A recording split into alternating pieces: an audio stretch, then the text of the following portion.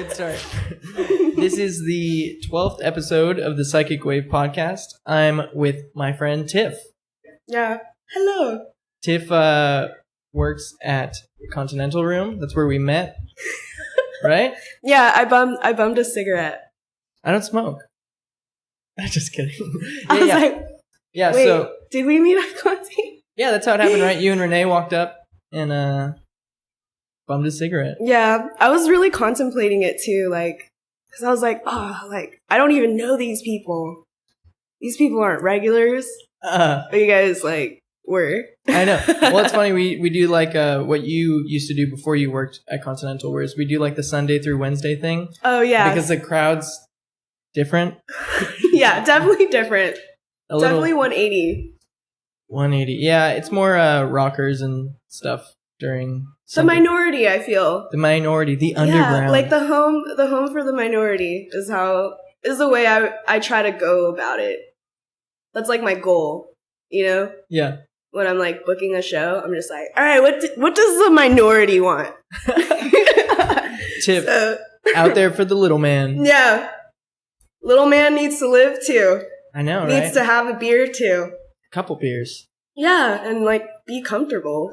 Yeah. You know what I mean? Yeah, we went to the Continental last night, actually, with Michael, the bassist from Iris. Oh, okay, yeah. We went to a show at the Constellation Room and then went over to Continental and then had a beer there. And he was like, dude, why is it so packed here? Like, $5. Well, you know, there's that Friday night crowd, that weekend crowd. Oh, it was Friday yesterday. Yeah. Losing track of time. It happens. But so we had a beer there and then we went back to the office here to hang out and play some music. But he like was surprised at the crowd because on the weekends it's nothing like the dates that they probably played there.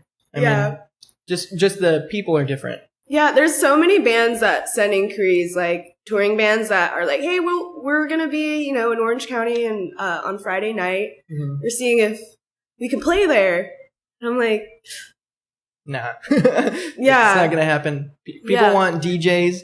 They want to be on fleek. They want some fucking high-heeled, short-dressed chicks to come in and dance to I make money moves. Yeah. Check my watch. Check my ring. I got these bitches and other things. You know? It's like that. It's so many things. Yeah. They've got so much. They've just allotted so much. Just from the rap game. Yeah, no. It's like if they don't even have it, like there's people that are listening to that are dreaming of it. Mm-hmm. They don't have it. Like, they didn't come in for bottle service. They came in for the well whiskey. Oh, dude, I don't like the well whiskey.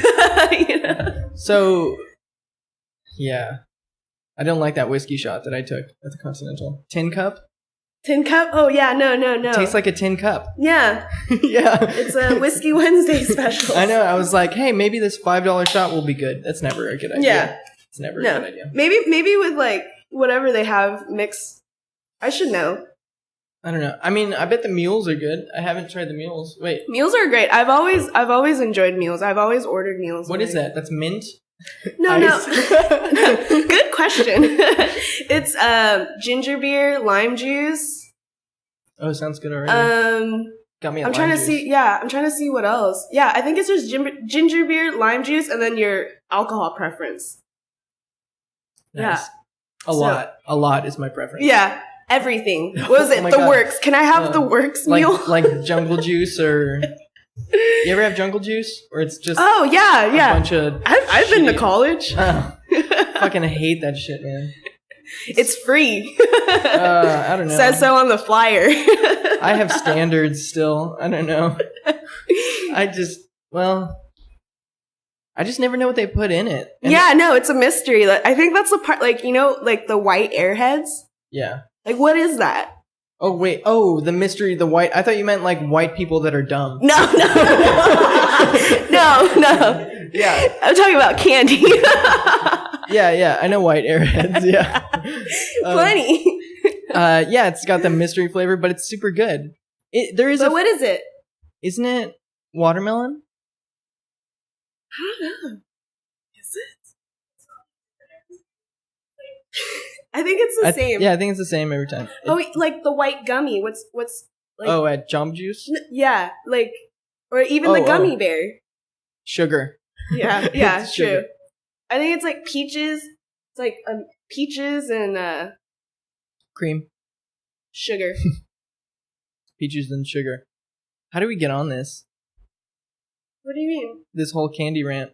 Oh, Airheads and how they're a mystery, and like Jungle Juice is a mystery. Oh yeah, that's why I don't like Jungle Juice. It's because you go to one of those parties and they're all like, "Try the Jungle Juice, try the Jungle Juice," and I'm like, "You want me to try this a little bit too much? What's the deal? What'd you put in this? You know?" A lot of Kirkland signature branded alcohol. Yeah, that's good though. Yeah. I mean, I heard that's the same shit as Grey Goose, pretty much. Yeah, it's made in the same factory, same manufacturer or something. Yeah. But fun fact: you could go to Costco, and if you're just buying alcohol at Costco, you don't need a membership card. Boom. Why? I don't know. It's just probably by law. Like, you know how people need licenses to sell alcohol. Maybe you can't be a private. Yeah, like. No discrimination on selling booze in America. Nice. We got to keep them dumb, land of the free. No membership needed. No, you can come here and buy all the booze you want. We won't stop you. Yeah. Yeah, I have a very real fear of like being dosed with LSD or something. Like it. I would be scared. Especially if I had work like 8 a.m. I don't care if I don't have work for a whole year. I don't want to unknowingly ingest LSD. I want to do it like if I want to do it, you know, because it hits me really hard. It's careful. It's a traumatic experience for me. It's therapy, like the best/worst kind. So if somebody drugged me, I'd just be like, I would immediately just be so sad. I'd just be like, "Are you serious?" It's like a self-surprise intervention. It's not. I hate. Too much, man. I think too much. I don't. Yeah, I can't even imagine that happening to me. Like I've heard people. I've had discussions with other people about that and their fear of that. Yeah. But then I'm just like, yeah, like who would do that to me? Who would do that to me? Sometimes friends. We used to put in high school. They used to sell like Coca-Colas and stuff, and we would like during our classes put ecstasy in our friend's Coca-Cola. But because we were all doing it anyway, and we would do it at school, and so it wasn't like a big deal. We were actually like, "Nice, thanks," because it just makes you feel good, you know? Yeah. And we were so young and dumb, we didn't like realize. But I remember one time I put some in my friend's Pepsi. And it was like really quiet. It was like reading time or some bullshit. And all of a sudden you could just hear like fizzing, like you could hear the pill like dissolving, and like everybody was looking around like in the class like, what's that fucking noise? So my friend's like, he's just like chugging this Pepsi. He's like, shit. Because he doesn't want it to like, you know, what's in your Pepsi? Over fizz or whatever. Yeah, so he's like chugging his Pepsi and then. Get the desk high. Oh my God. So, no, I've never gotten caught doing drugs on campus. Me neither. Almost though. I feel like because I'm Asian, it's like Tiff would never do anything like that. They have that Tiff never. Asians? Why? Straight C student. I always think of Asians in like Coke and stuff though. Oh really? No. Yeah. No. I used to. But I've been clean for 2 years. From it. I've never done Coke. Okay, don't ever. I'm not planning on it. Yeah. Why, you got some? No, definitely not anymore, ever. No. I had a dream I was doing Coke the other day. It takes you to a dark place. It was like, oh, this is fun, and then it was like, why can't I function? yeah, no. Why? It's scary. And it was just a dream, and I got addicted in my dream. No. Yeah. Imagine reality. Yeah. I'd be addicted in there. Oh my gosh. So we met, you were with Renee, and we were talking about desert days. Yeah. And then we got into the fact that like you used to set up shows and stuff like in your college, or you used to just do shows. Yeah. What campus was that? Cal Poly Pomona. Yeah, and you were saying how like the campus is just huge. Yeah, it was I remember seeing a Tumblr post of like, oh wow, of like the maps of like all the Cal States, and it's And they like compared it to Disneyland, the Anaheim one, and was like the San Luis Obispo one, which is also a Cal Poly school, was larger than Disneyland, which is the largest Cal State in California. And then Pomona, Cal State Pomona, was like the size of Disneyland. Oh, wow. Yeah. That's nuts, man. Yeah. So imagine walking from class to class. No. It's a workout. I never did the college thing. Yeah. I did other people's colleges. but I never, like, I would go on their campuses, but I never did the campus and dorming and all that. Yeah, I didn't dorm either. It's a weird world to me. Yeah, it's definitely, like, I don't like different culture. I just don't like being forced to be people's friends. Yeah, no, like, that's fraternities. Yeah. You don't have to join that. I was in a sisterhood though. I was in a sisterhood during college. Of the traveling pants? Yeah, pretty much of Asian women. Oh, nice. But it was an experience. It was. Did you have to be Asian to be in it? No, I think it was just more like the founders were Asian, so you were a little racist, and just kept it. No, yeah, no, I'm kidding. No, I mean it just happens that way, you know. It's like birds of a feather flock together. Yeah, pretty much. But we were like, it's multicultural, so we do have like, you know, Filipinos and still Southeast Asia though. Yeah, no, we had like, you know, Europeans, white people. Okay, white people, Caucasians. I need to get used to saying that. White people. Yeah. Because it's such a scary word. White people? Yeah. Yeah. They don't have a very good track record throughout history. Like now, like, you know, I remember like when I was little, my cousins were older than me and they would be like, black people. Like, you know?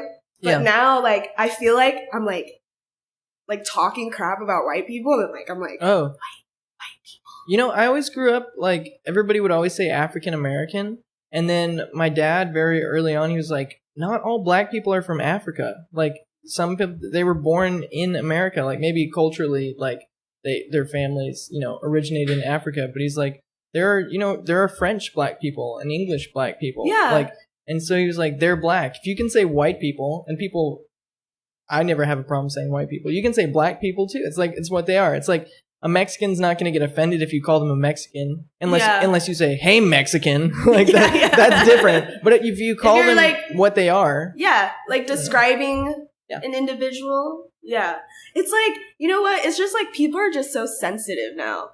Yeah. Like I used to not like worry about that, but I feel like nowadays people are just so sensitive that it's making me just feel like I don't want to offend anybody. Like, I don't want to deal with that. I'm really offended that you would even say something like that. Because no, people are. They're just like, but people like being angry right now because I think in America, it's like there's no repercussions. Like, you can call somebody out and you're automatically the hero. Yeah. It's like, you're not, I don't know. I think people just like having something to be upset about. Yeah, no, I don't get that, though. I don't get it. Maybe I'm just indifferent. I don't know. I'm an alien. No. Tiff the alien. No, because I remember, like, back in high school when we were learning about segregation, the history of it, when we had it here in America, and I was, you know, just like a stoned high school chick, just like, oh my God, like, imagine, like, being... like being my age right now, going like in high school, going through that stuff. Like, I wonder what was that like being in that moment, like your life every day was like that. Like, how was that? Like to just like, and then I feel like what's going on right now in America today, generally, I don't really want to talk about that. I know, but I just feel like I'm having that feeling right now I'm like freaking out. Like I'm just like, this is going to be in books. Like, this is going to be... Well, it's just, I mean, I think I'm just like... most people our age feel the same way. They're like, how the fuck did we elect a fucking reality star? Like, it seems like a joke now. It seems like this would be a TV show that I would watch this on MTV. I would watch this on MTV. Like, you remember when, like, Tila Tequila and all that was on MTV? I used to stay home sick from school and watch that and, like, just binge all these horrible MTV reality shows. Like, America's in one right now. Yeah. No, when I was in the hospital, I was all drugged and stuff. So, like, I was watching... Before or once you got to the hospital? While I was there. Oh, okay. They drugged me. Okay. And so I'm, like, watching the TV and, like, they're showing Trump, like, having press conferences and he's just, like, fake news. And I thought, like, you're right. Like, it's like... Have you seen that? Am I watching, like, a reality show right now? Or is this, like, a news channel? Did you see that, like, clip where they did, like, the Office theme song, but they did, like, Donald Trump and his cabinet, like, but it's, like, the intro of The Office? No, I haven't. Oh, I gotta show you that once you do a break. It's super funny. You've seen that, right? Yeah. Oh, it's my super gosh. funny. And it, like, it fits perfect. It fits perfectly. It's so good. It's so good. Like, when all that media of him looking at the sun. Oh my God. I was, is that real? Like, am I getting, where's Ashton Kutcher right now? Oh, I know. It's like, I really hope it's real, but at the same time, I hope it's not. It's like, it's so funny, but it's so not. Yeah, like, it's like, joke's on me, actually. I know, right? Oh my God. Like, I saw this Twitter post with the eclipse stuff, and it was like, okay, guys, now it's safe to look at the sun. Like, because everybody was like, don't look at the sun during the eclipse. And then this tweet was like, once the eclipse was over, they were like, okay, you guys can look at it President now. Trump. Eclipse. Well, no, it's just like, you can't look at the sun anyway. Yeah. So why did people think they could look at it during the eclipse? My friend made a meme. I hope it was viral. So he like quoted CNN suggesting that scientists have suggested that please do not look directly at the sun. It is not safe. You know, like it says news, quote that. And then it's like Trump is like fake news. And it was a photo of him looking at the sun. Yeah. Oh yeah. I've seen a few like that. Yeah. I don't know if it was his, but fake news. This is all global warming. It's not real. No. It's only it is real. It's like 85 degrees in here right now. That's normal. Going. That is very normal. Mm-hmm. It's a hoax. It's all it's the government. The government's fooling us. It's the government's government. Yeah. Oh my God. We need to take a break. They're fools. Don't believe them. We need to take a break. We're going off on a tangent, and I need another beer. All right. All right. Cool. So we took a break. Yeah. And then we were talking about music, and that you want to be a music attorney. Yeah. So at the Continental, one of our favorite spots. I love that place. I do too, man. It's a really good, like, even on the Fridays and Saturday nights, you get some dumb people, but like it's mostly like a hidden gem. Don't go there now that I said this. No. But it's just good vibes all around, and it's got the people that work there care like about. I mean, you book lots of the bands, right? Yes. So, I mean, is that the majority of what you do there, or what do you do there? So I book the bands. I do all the flyers, or most of the flyers, because I have a lot of promoters that I put on, and they have like a residency there. And they get a commission out of their work too, because they do all the work pretty much. And so pretty much I do like the marketing and all the bookings. And then like I oversee the promoters that are doing their thing too. Nice. Yeah. So I'm pretty much in charge of the entertainment stuff. Yeah. Entertainment manager is what it sounds like what you do. Yeah. So, you got into that, Jen Butau. Yes. So who's Jen Butau, and how about you just go over how you got your job at the Continental? Yeah. So it started off me going there all the time. Yeah. I was like, that was my place to de-stress. Like I had school all day or work all day, and that was like my place to be. And it was like it's such a great not marketing, but networking place. Like there's musicians that go there. There's people that are passionate about music that just. You're bound to meet someone that you're gonna end up being on a podcast with. Yeah, well, you know that's one of those places where like it doesn't feel forced when you like it actually feels like you're going there and you meet a bunch of friends and then you end up doing like DIY projects with everybody. Yeah, but it doesn't feel like networking. Like when I think about networking, it seems kind of like sleazy. Yeah, like a job. But the Continental makes it really easy. People like actually enjoy being there. Yeah. And so, yeah, that's what I try to do too. Like, I take that into considerations when I do book the bands as well. Like, even before that, when I was booking stuff outside of the Continental, like, I've always, like, one of the things I take into consideration is what bands, I want to have bands meet other bands because they're just so similar. They would work well together. Like, if one of the bands ever progressed, like, one could go on tour with them and support them. Like, that's the way I see things. And, like, I feel like my way of promoting is, like, I'm just sort of, like, this, like, puzzle connector. Yeah. And then a lot of times, like, bands do end up, like, being really close through the shows and stuff. Or, you know, it brings people that like this band and the people that like this other band within, like, completely different communities come together one night at the Continental. And it's, like, this mashup where, you know, these two bands sound very similar, but they're from two different places of California. And now, like, the fans are together, the bands are together. It just grows everything. Yeah. And that's something that, like, I try to make happen. It's not just, like, who's cool, who's coolest, let's put that together, let's make some money. No, like... Well, that's what I'm saying. The Continental has, like, that's the vibe of the Continental, where it's just people hanging out. Yeah. Like the next show that we have booked, which is next Saturday, I was just hanging out, like, in that smoking hallway. And then this girl came up to me, and we started talking, and she was like, "Oh, you're in a band? You want to play a show?" And I was like, "Yeah." Yeah, see? And it was just, like, that fast. Do you know, like, Reagan from the Death Club? Yeah, the Death Club girls? Yeah, they're regulars there. Yeah, so I met Reagan, and then she invited us to one of her friend Hunter's, birthday party or something, and then we're playing a show for them next weekend. But, same house, same place? No, it's at a warehouse. Yes. Yeah. That warehouse is actually ran by one of the bartenders that works at the Continental. Oh, really? And his name is Tony. He also goes by Hubbubaloo. He does recording. He does analog recording. Cool. Within that warehouse, and then because it's a recording studio. Yeah, it's a recording studio, it's strictly analog. So that's the specialty, because, you know, now everything's engineered with, you know, all that high tech digital stuff.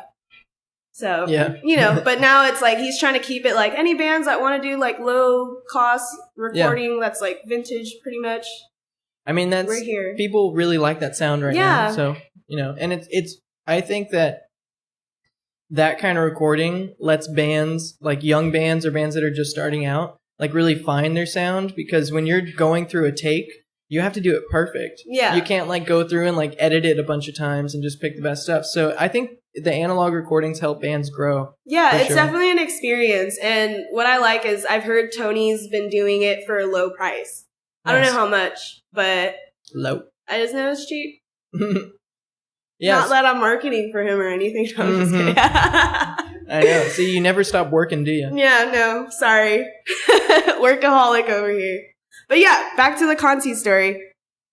So yeah, I was going there all the time. Always, all the opportunities that have been success in my life so far, a lot of it, majority, has been through the Continental Room. Which leads to... you know, why I'm here today. Like, you know, I was, like, on their Facebook or whatever. They posted, like, hey, paid internship, like, hit us up, message us. So I knew Manny, the sound guy. Manny's cool. Yeah, He's a nice guy. I know him through outside. Like, he used to have a warehouse, and I threw a show in there. Mm-hmm. And, like, we've just been, like, connected through the music community, you know, through Orange County and all that stuff. Mm-hmm. And so I asked him, I was like, yo, what's up? Who do I hit up? Like, I want this job. You know what I do. Like, give me this job. Yeah. You know me. Hire me. Yeah. Don't need to interview me, you know? Yeah. So he's just like, yeah, dude, you're perfect. So he was like, it's Jen Buteau. She does all the bookings. Like, so just, I'll talk to her and then just message her. Mm-hmm. So I messaged the Continental Room, sent the resume. So we were, like, emailing back and forth, and she's like, all right, so she was kind of, like, doing, like,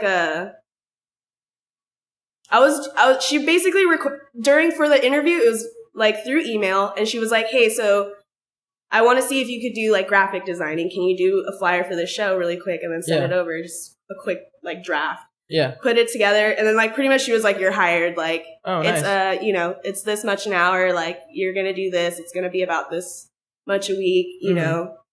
And I was like, cool, deal, done. And so I started doing that. I learned all my trades from that. Did you know graphic design beforehand? No, it was just like Photoshop. Yeah. Put a picture here, put a picture there, font, effects, blah, blah, blah. Yeah. Yeah, pretty simple. Like just flyer stuff? Yeah, just That's flyers. That's what she wanted you to send over? Yeah, so I just sent that over, and like I did a couple for her, and then she's just like, when can you start? So at one point she was like, hey, so I'm going on a honeymoon for a month. Mm-hmm. So you're going to be pretty much doing what I'm doing for the Conti for a month. Nice. So it's a good opportunity.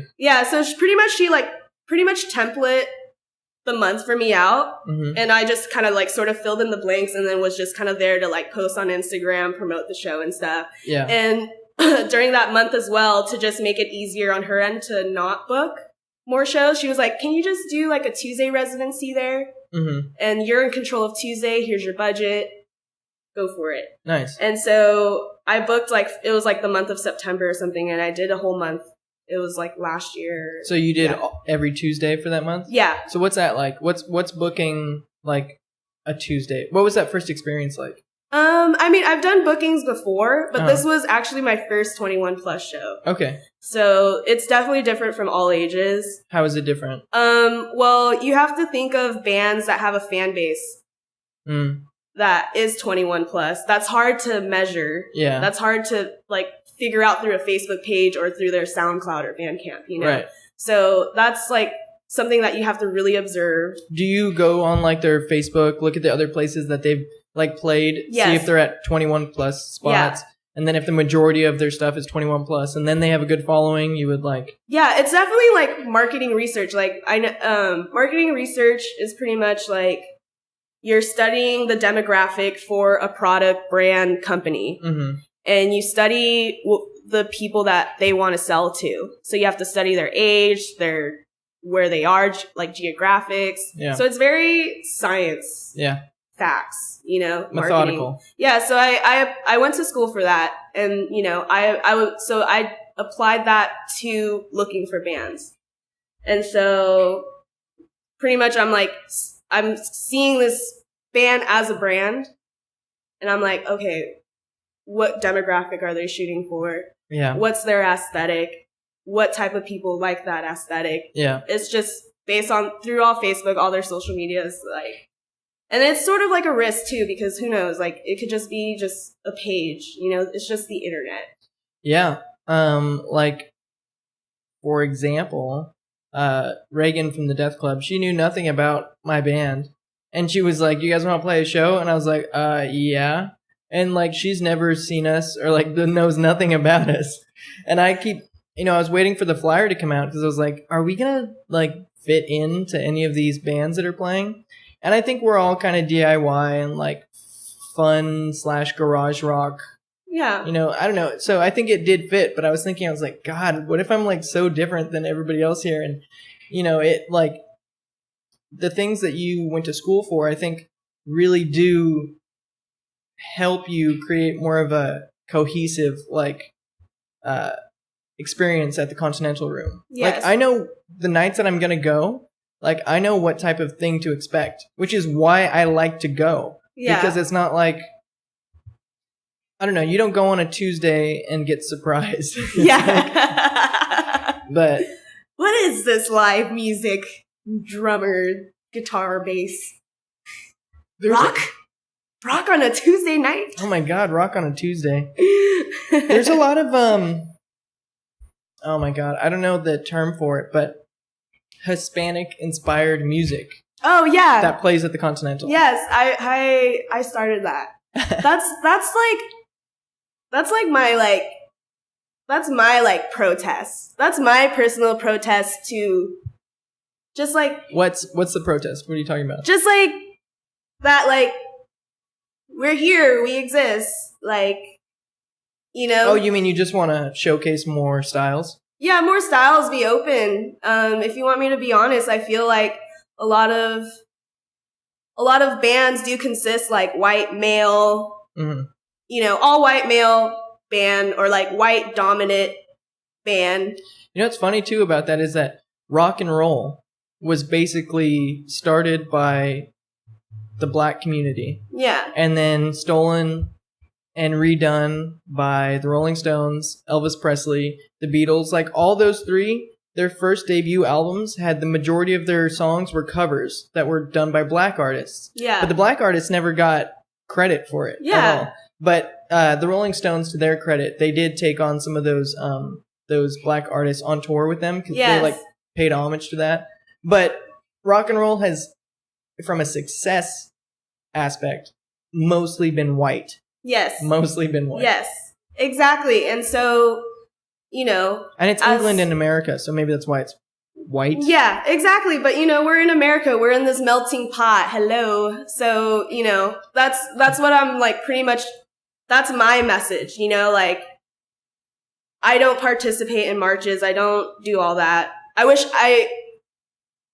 hope no one says this is just an excuse, but I don't have the time to go out and do that. Mm-hmm. So my personal way of doing, like, spreading the word and spreading, like, goodness and awareness of things and what's going on and what does exist with the power that I have at the Continental Room is, like, I'm going to utilize that power to send this message out and say, hey, these bands exist. There's bands who sound really, really great that here's an opportunity to hear them because I know you love the Continental. Yeah. I know you're going to be here. Yeah. And you know what? Like, doesn't matter what band, I know. Like, are you using us? Yeah. I'm sorry. No, dude, it's like, I have my favorite music, but I also listen to probably like 3 new bands or 3 new albums every single day. Yeah. And I think the Continental is a music lover's place, Sunday through Wednesday. Yes. And, you know, if you're a music lover, you come to the Continental, you go, yeah, we're going to have some drinks, we're going to hang out with friends, but we might see some bands that are going to blow us away. Yes. You know, and then that's why you come. Yeah. Like we came like a week ago and there was this band and he was using like crazy effect pedals and he was this young kid and he was just going in and like, I was just like, holy shit, like, who is this guy? Like, he was like, I was like, yes, this is what it's about. It reminded me of like Sonic Youth or like Dinosaur Jr., just really experimental stuff. And I was just like, fuck yeah, dude, that's why I come here. Like, yes. And it's like, it's great sound. And I know that like the sound that we have there, we have like a subwoofer on the floor. So that's why you even feel the music. Mm-hmm. But, you know, if you go to like a other bar show, you know, it's just like, a little mixer, like vocals are only mic'd, and then there's like 2 PAs, you know, no monitor, like pray to God the band knows what they're doing, you know, or hear themselves. But, you know, we're able to have these monitors, and I feel like they intentionally did that for the weekends. Yeah. To just have that club vibe in a small environment. But like, yeah, exactly. Gotta make sure the DJ knows what he's hearing too, you know? So I feel like that's not sort like of he's the wearing advantage. Headphones or anything. Yeah. DJing was like the easiest thing I ever did in my life. It was so easy. Such good money. You just put like headphones on and then you make one song go into the next. And then everybody's like, oh, I know both these songs. Woo! It's like, oh my God. It was fun, but I mean, there's barely any creativity that you can do it unless you're like scratching and like doing like crazy shit. That's my goal for 2018 is watch me. I'm saying this now, laugh now, cry later. Okay. Because I'm gonna DJ. I'm gonna DJ in 2018. Wait, why don't you just do it now? Because I gotta save up for the turntables. I'm gonna scratch. I'm gonna go all out. Let's do it together. Yeah. No. Oh my God. Wait, do you want to do vinyl or do you want to do like the digital CDJs? No, I want to do vinyl. Yeah. I'm going to learn all that. That stuff's fun. I'm going to learn all that. I already got 2 mentors. Yeah. Talked to them already. They're like, you need to save up $1,000 pretty much. Yeah. To get everything. So I'm like, all right. You could save up $500 and get quality stuff on. You could get the turntable stuff on Craigslist, but then you got the speakers at the Continental anyway. Yeah. So I would honestly utilize the Continental for practice. You know, I'll DJ in between sets or whatever. Yeah. But I don't know. I have this idea. I don't want to say it. Like I don't want to jinx it. Every time I share don't say it, an outrageous idea, it's like it doesn't happen. So I know the DJ is gonna happen. The DJing is gonna happen. I'm super determined. Like 2 years ago, I said that I'd be in a band, and I'm finally in a band. Yeah, like it's gonna happen. It happens. It's a PMA, positive mental attitude. Have you ever watched The Secret or read the book The Secret? Mm-mm. It's about PMA, positive mental attitude. Oh, I know what you're talking about, though. Yeah. I believe it. I believe it's real. I believe it's real, but if it's not met with hard work, it's not going to work. No, definitely, because I feel like when you do believe it, you're going to do whatever it takes to get there. There's a quote that I like that kind of goes along with this, where it's, if you want it bad enough, you'll do it. Yeah. If you don't, you'll find an excuse. And you're like, oh, I couldn't do it because money. And it's like, well, if you wanted it badly enough, you would have worked 2 jobs. Yeah. And you would have got the money, and then you would have done it. Yeah. But there's only really 2 options. You're going to do it, or you're going to make an excuse. It's a sacrifice. Yeah.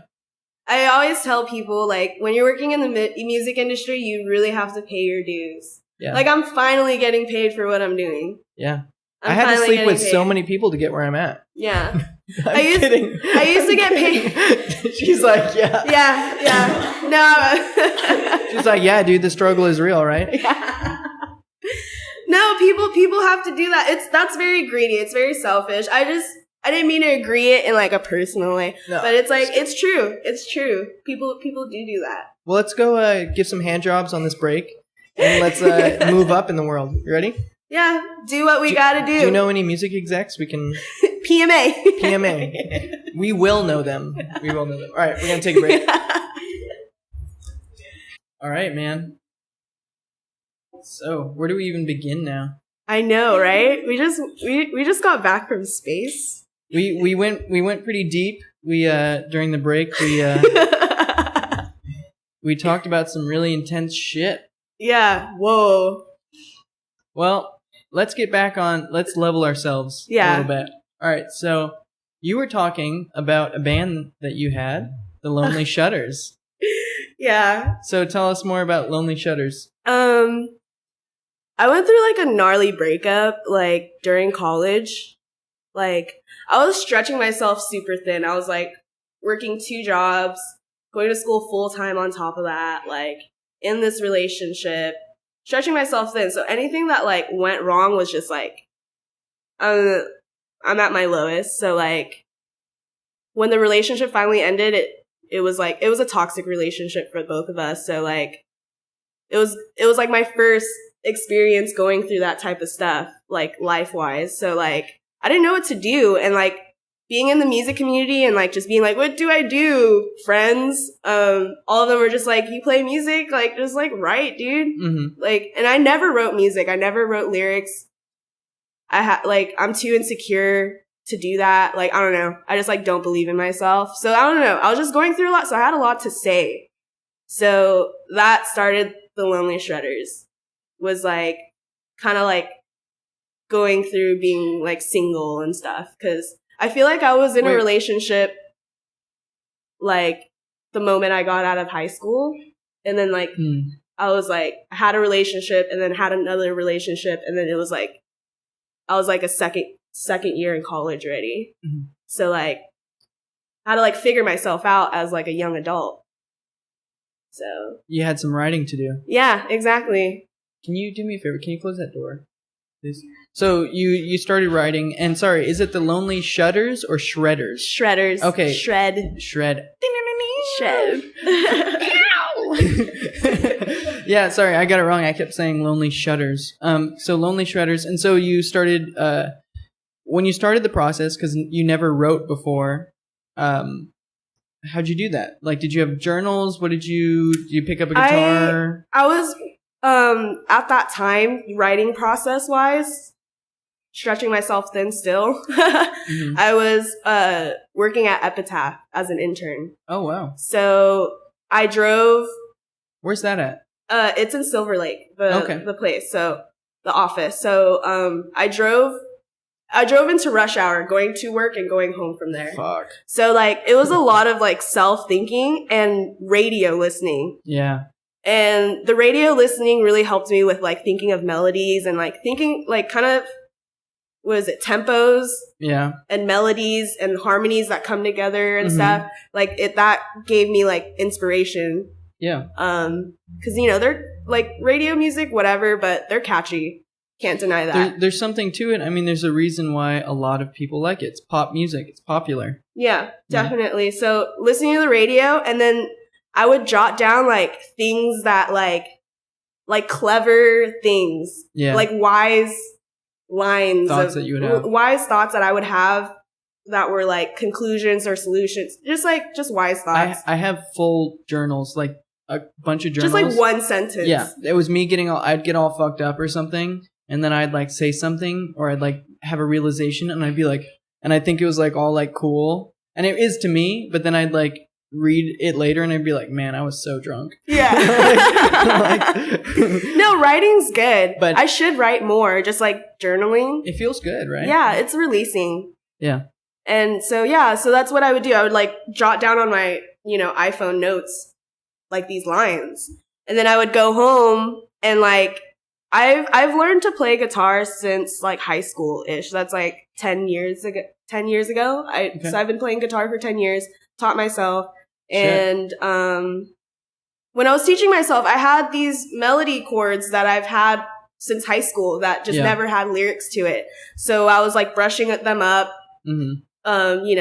and like remembered some of them, and then sort of like revolved the entire song about what that wise line and where it came from. Like, so you built off a point. Yeah, I built off a point that came from something that I've experienced. Yeah. So like, and then from there, it's like either I like create a story or like pretty much revolve the theme of it is that wise thought. Did you guys ever record anything? I've recorded like acoustic versions, but never like with the band. I've played with a band twice. Who was in the band? For the first round, I had, I'm trying to remember my first show with a full band. Oh, okay. It was Doug, this guy from Antelope Valley. There's a huge music community out there. And, I met him through college and through throwing house shows. Mm-hmm. And he's in a band himself. And, I just he was like really good with like melodies and like just like vibing off another person. So I was just like, all right, let's jam, come through. I had him. I had my bass. I'm trying to remember my bass. Did I have a bass? I didn't have a bass player. And then I had Evan, who's in the number 44 right now. Oh yeah, I keep seeing them around. Yeah, so Evan, the drummer of that band, he was one of my close friends in college. Cool. We were like in the same consistent college of friends circle thing. Yeah. So we were hanging out. He's a drummer, so it was like, hey, drum, and then played one show, and then I played another show with Healing Gems. Mm-hmm. I don't know. They're a band. Yeah, if I'm not wrong, Iris did a tape release or record release at the Echo for Healing Gem. I think so. No, I think I'm wrong. Anyway, the name's catchy. Yeah, it sounds familiar. It's current, it's active. Okay. And so they have this home that they throw house shows every blue moon, and they asked me to play one year, and I had the bass player and also singer of former Hillary Chilton, Tanner. Mm-hmm. Amazing musician. I had him play bass, and then I had my friend Jalen. She does hair. She's so awesome. So how long did it take you guys to be able to play a show? A week. Like we got together for a week, and then like, all right, these are my songs. And so you had it all written out, and they just filled it in? Yeah, pretty much. Okay, cool. And so, I've never really had an official band ever. I've played more acoustic shows. I've been to like these like folk, like punk, like my very first show was like a folk punk show. Interesting. It was like a garage. I have no idea what that sounds like. Like imagine like Joyce Manor, but just unplugged, like just the guitar and like acoustic. Yeah. Like that, pretty much. Cool. And so I was like doing that. So it was just like super like DIY, like no PA. I was so dumb. Like I brought my own PA and like microphone, and then like everybody else just like played like to the crowd. I was like, gosh, I'm so bougie or something. Like I brought like this PA for myself and nobody used it. Oh, so you got the PA and didn't? I used it, but nobody else did. You used it for the vocals. Yeah.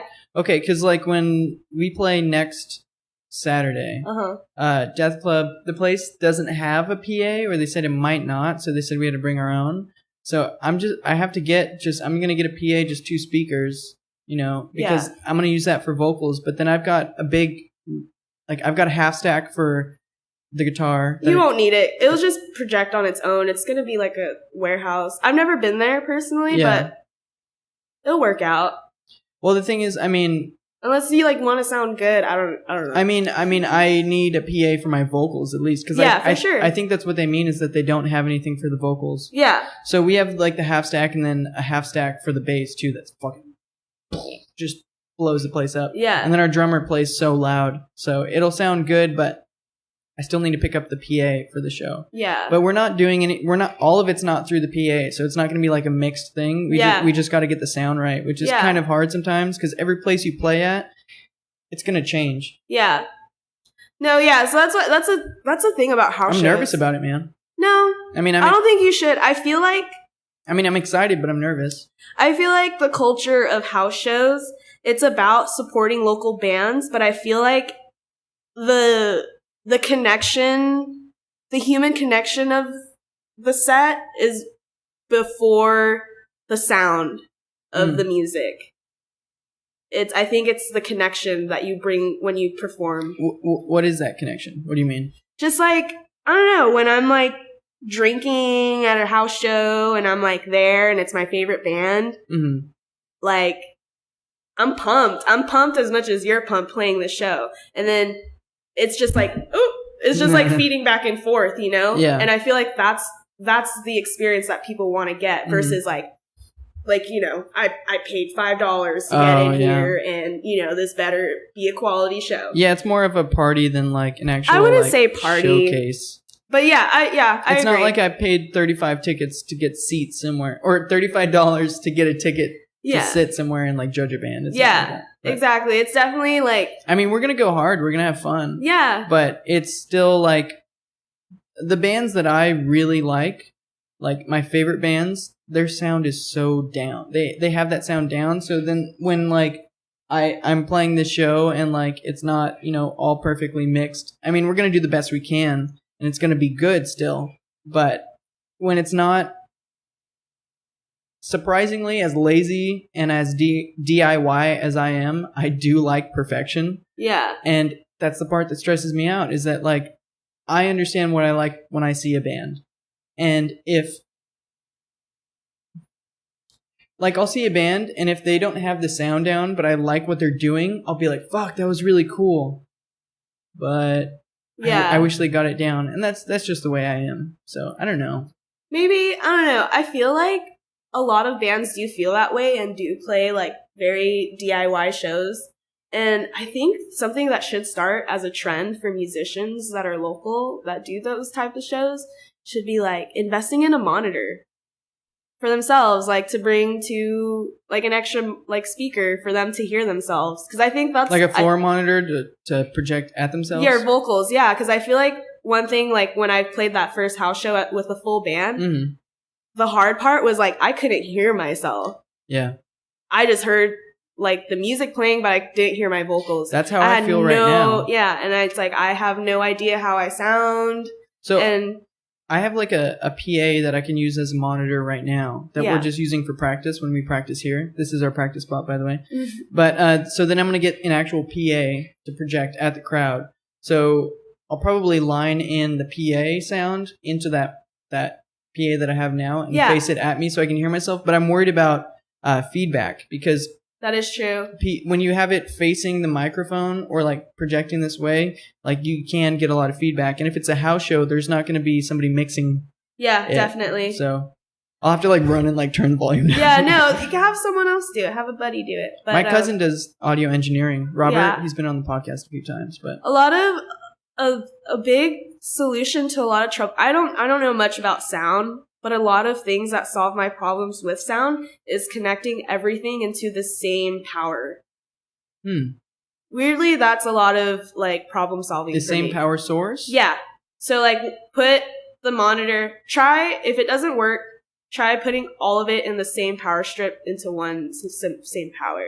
Oh, interesting. I don't know.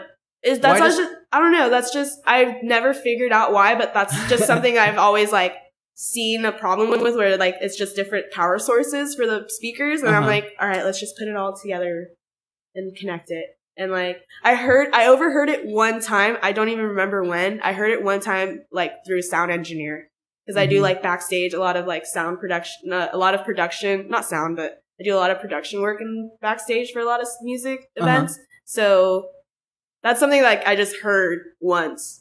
And ever since that, like when I've thrown my own shows and there's just nobody doing that stuff, like that's one solution. And it's always solved everything. Wow. Interesting. I don't know. I've never heard that, but I'll try it out. I'm like nervous because I might sound dumb saying it. Like everyone tries it and it doesn't work. No. Well, you know. Doesn't hurt to try. Doesn't hurt to try. Put it all in one power source. Doesn't hurt to try. Yeah. Dude, that's the thing with bands and DIY stuff is like, I think that's the mentality is why bands like Sonic Youth or Nirvana or like a band that I think is kind of like pushing the limit right now with like the underground sound, like Sunflower Bean. Yes. The thing that I think sets them apart is that DIY aspect where it doesn't hurt to try. It doesn't hurt to play every show that you can get your hands on. It doesn't hurt to experiment a little bit. Yeah. It doesn't hurt to try. That's DIY. Yeah. And I feel like it's definitely changing a lot because of technology. You know, music is more accessible. So like I feel like DIY is not a digital thing. It's more of a physical thing. It's more doing as an individual, as a community, and like it's nothing that computers can ever do for us, right. I feel. And like, well, I wasn't even thinking, I know what you're saying, but when I think of DIY, like for my own limitations, it's like, okay, I'm 23 years old. This is how much money I have. This is the equipment that I have. I want this thing to happen that like popular music groups have, or like people that have success that I admire. So DIY for me means like, how do I get there creatively with limited resources? Yeah. That's what DIY means to me. So you kind of like, you skip or do different avenues to get that same outcome, but you end up doing it creatively in a way that like has a cool new sound or something. And the DIY community has always, to me, just been right now where I'm at, young people that are willing to put in extra effort to make their community that they want grow. Yeah, the underground is growing a little bit, and it's because people are passionate about things. Yeah. And what did you mean by like it's not digital?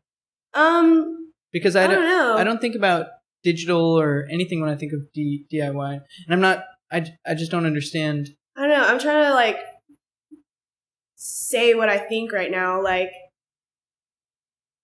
is it that it's like you gotta meet people and you gotta physically be there to like have that strategy of DIY towards where you want to be work. It's a physical like thing. Yeah, you can't just like record at home, upload it online.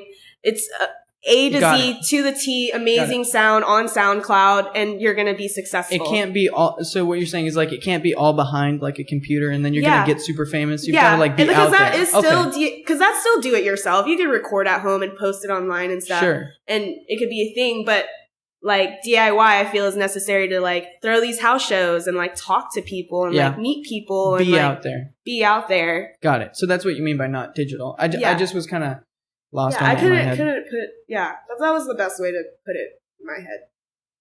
But makes sense. Yeah, no, it makes sense now. I think I cut you off before you finished your thought. No, you're good. I cut people off all the time. Really? Yeah. What do you mean? You're like trying to wait for me to cut you off. No. I was trying to get you to say a sentence so that I could be like, well. Yeah. You beat me to it. Well, we are at the end here. I know. Too soon. Too soon. We'll talk more, though, after this. Dude, it'll be unrecorded. Yes, we will. Off the record. We're going to play some music, aren't we? Yeah, we're going to jam. And you should come back on the podcast. Yeah. Let's do it again, man. When I become a lawyer? Whenever you want to come on. Yes, when you become a music attorney. Yeah. I'll be like, I'll be setting this podcast up, and she'll be like, I can sue you for that. Here's a contract. You need to sign this before I say anything. I'll write up my own contract, and if we agree on the terms, then yeah, and then it'd be like 4 hours of contracting and 20 minutes of podcast. Pretty much, man. All right, so shout out ways for people to hit you up or anything that you want people to know about you, and then we'll sign off. I feel like don't hit me up, find me. Ooh, DIY motherfuckers. Yeah. Find me. Find me. Well, you found us. Definitely. That's what I'm all about. No, you found a cigarette. Yeah. I found a cigarette. Definitely. All right. Well, we're going to sign off of this. And thanks for coming on. I hope you come on again. And we'll talk more because there's never a shortage of things to talk about. Yeah, we could talk all day. This could be like an 8-hour podcast. I had the idea of doing like a 24-hour podcast. Yeah. Where actually I'm not going to tell anybody because I want to have it be a secret. Yeah, don't jinx it. Yeah, I'm not going to jinx it. Yeah. All right. Well, thanks for coming on. Yeah, it was a lot of fun. Thank you. We're going to jam. Yes, we're going to jam. And you guys don't get to hear it unless you're our friends. Yeah. All right. Bye. Bye.